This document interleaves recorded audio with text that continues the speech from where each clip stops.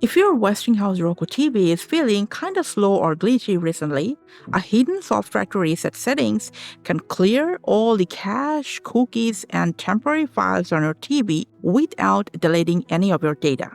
To do that, first you need to make sure you're on the home screen. Now grab your remote and then press these buttons in this order.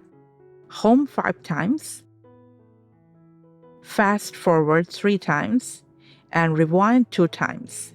As you can see, this will open Roku's secret menu. From here, you're gonna select Soft Factory Reset, not the second one, the first one. You'll see kind of a warning explaining that your data won't be erased, although you may be signed out of some streaming apps or channel accounts. Now enter the code shown on your screen and then press OK. Now after that, your TV will take a restart, and then it'll begin the reset process.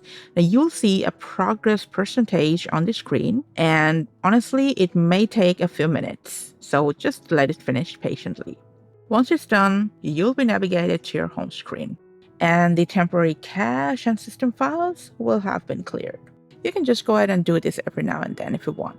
And that's all for today. Thanks for your time.